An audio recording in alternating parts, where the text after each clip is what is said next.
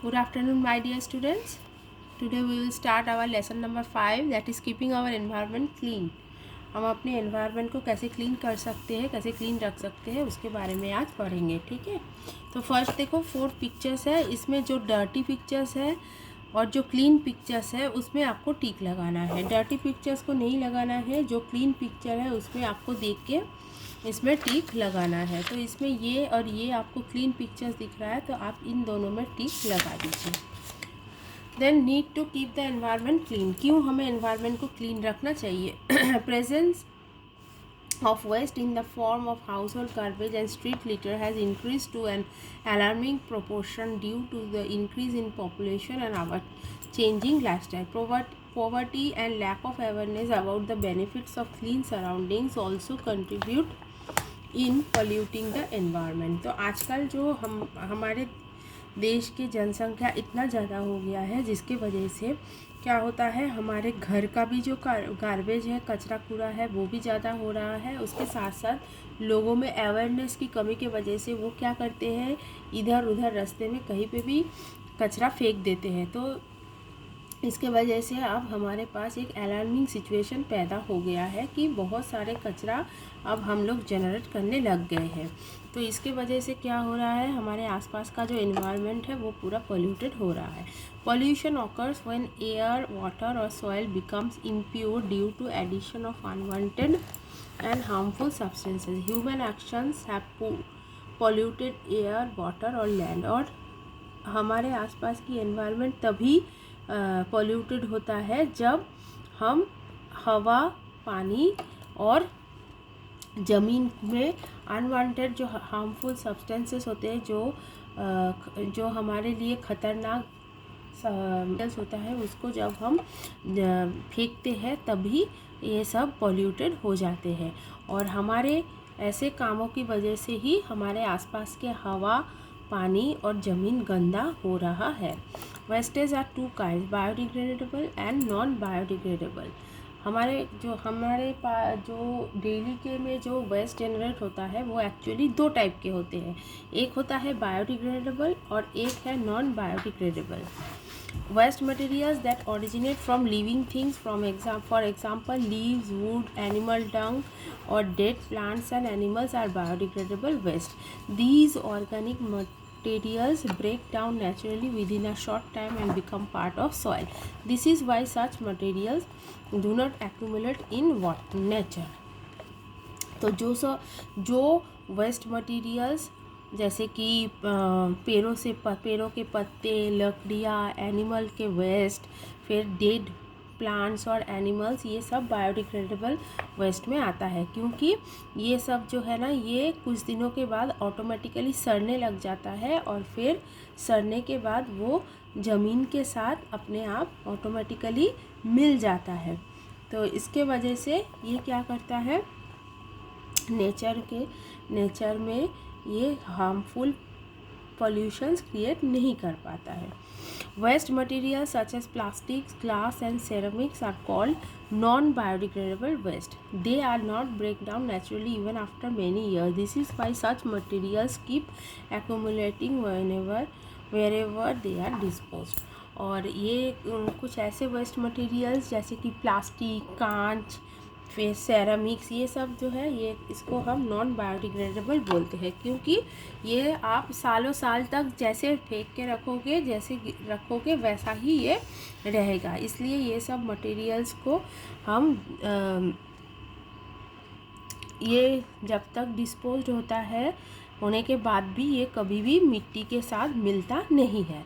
Waste can be solid और liquid और gaseous in nature. Waste are produced by household, farms and industries. और waste जो होता है, वेस्ट 3 टाइप के हो सकते हैं, लिक्विड, गैसियस और सॉलिड के हिसाब से. और हमारे वेस्ट जो है वो एक्चुअली घर में से और फार्म्स या तो इंडस्ट्रीज में से ही निकलता है. Household solid waste. We use several things in our day-to-day life and in the process generate many kinds of waste. Unwanted or used things that are discarded are termed as waste.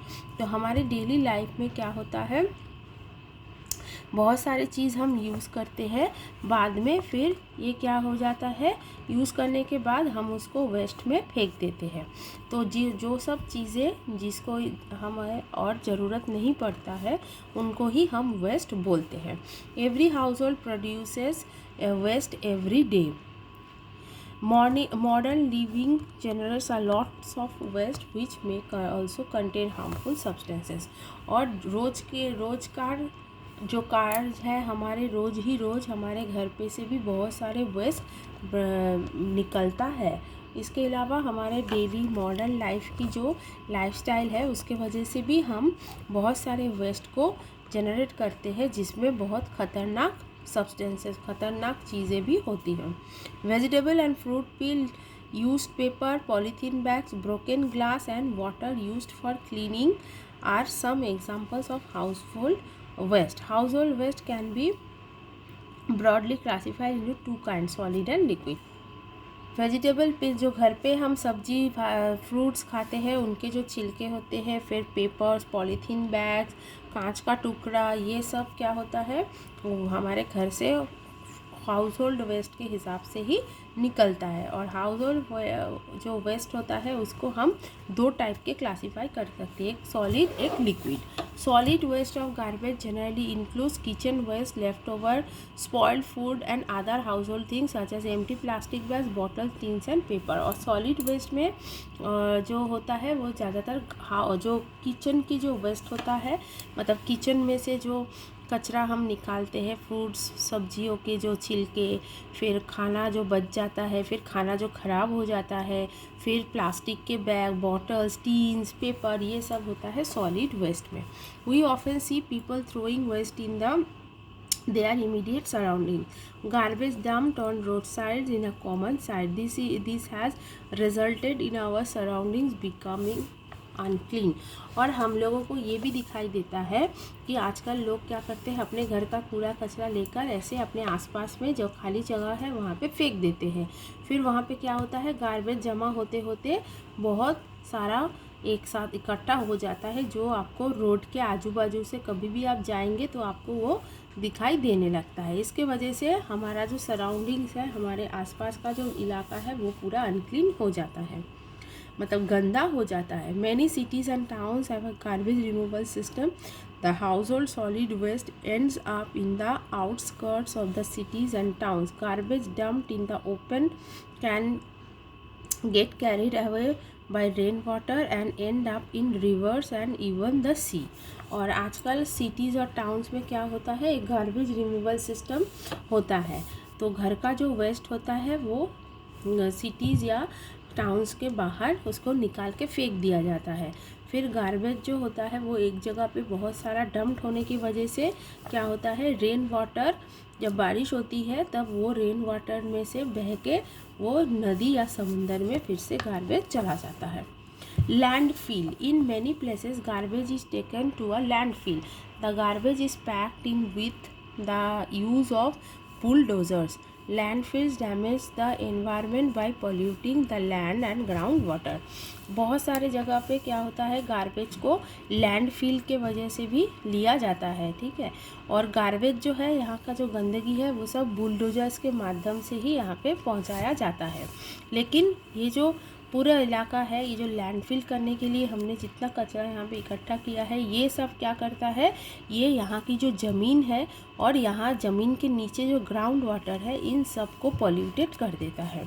Garbage not only looks and smells bad but can also spread diseases. Flies often carry germs from garbage. और ये जो garbage, ये जो कचरा होता है वो जैसे देखने में और इसमें से बदबू भी आती है, सिर्फ इतना ही नहीं, इसमें से बहुत सारे बीमारियां भी फैलती है, जैसे कि मक्खियाँ इसमें बैठ के फिर इसमें से जर्म्स लेकर हम लोगों में फैला सकती है बीमारियों को।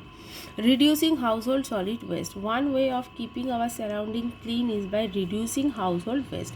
तो हम लोग कैसे इसको कंट्रोल कर सकते हैं, हम अपने जो घर का वेस्ट है उसको हम कम से कम जनरेट करें। जैसे कि food waste, the most important step is avoiding food Avoiding waste is to buy only what is required and in proper quantities. We can reduce waste by preventing food from spoiling. तो first food waste को हम कैसे control कर सकते हैं? हमें बस उतना ही लेना चाहिए, जितना ही ख़रीदना चाहिए जितना हमको ज़रूरत है, और उतना ही क्वांटिटी हमको ख़रीदना चाहिए। और हम ऐसा करके क्या कर सकते हैं, फूड को ख़राब होने से, हमारा जो खाना है उसको स्पॉइल होने से हम उसको बचा सकते हैं।